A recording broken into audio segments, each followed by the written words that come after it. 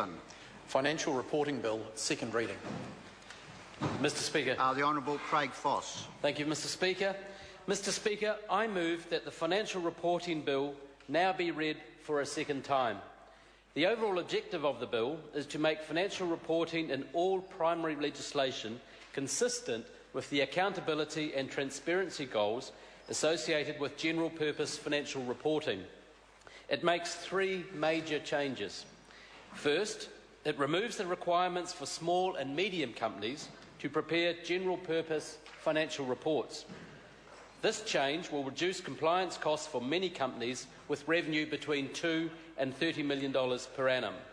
The committee has not recommended any major changes to those provisions.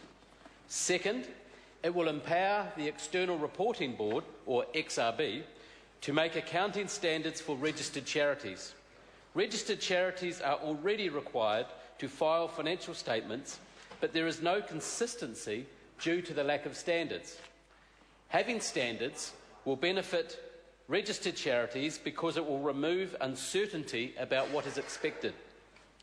It will also increase the quality of reporting and make it easier for users to analyse the financial statements and to compare charities. The Commerce Committee made one significant change relating to charities.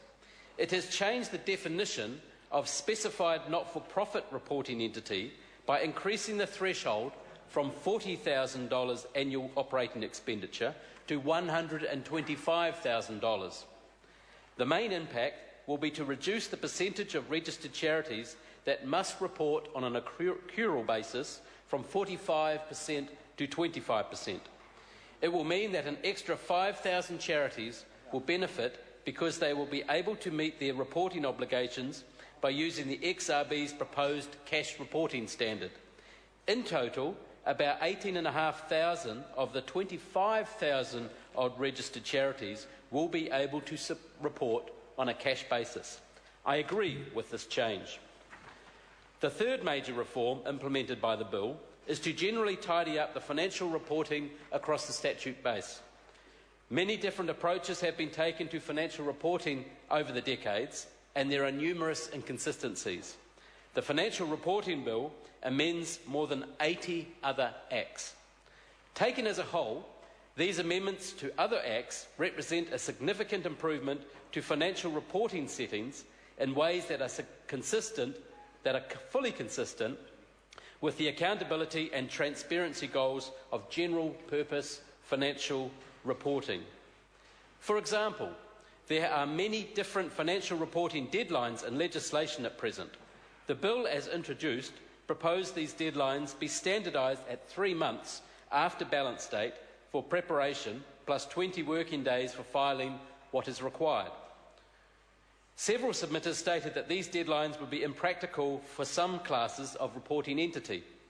The committee made two main changes relating to deadlines.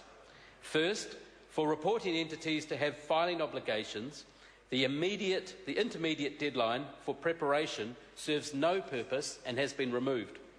For example, the deadline for entities that will eventually become financial markets conduct reporting entities will be 4 months to file without there being any mention of a preparation deadline. This will provide those entities with more flexibility to allocate time between preparation, audit and filing. Again, I think that is a sensible change.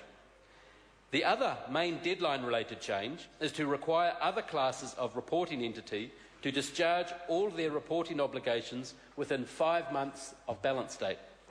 This change will, for example, benefit large companies that are not issuers by providing 1 more month than was originally proposed by the bill. This is a 1-month reduction in the deadline compared to the current requirements for companies under the Financial Reporting Act 1993. All told, the position that the committee has reached on the deadline issue represents a good balance between the benefits of timely reporting and the need to provide a realistic amount of time for the work to be completed. The last major change considered by the committee relates to the proposals to consolidate financial reporting obligations for all financial markets conduct reporting entities.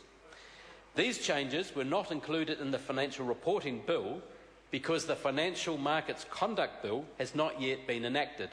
Instead, they appear in Supplementary Order Paper number 93, which was tabled at the same date that the Financial Reporting Bill was introduced on the 28th of November 2012. The committee has not recommended any changes to the SOP. The Commerce Committee has made a number of other amendments to improve the bill, for example, to remove an audit requirement for a large company that is a subsidiary of another company that is required to have its consolidated statements audited. Mr. Speaker, to sum up, the bill makes changes that will both reduce compliance costs and strengthen accountability and transparency.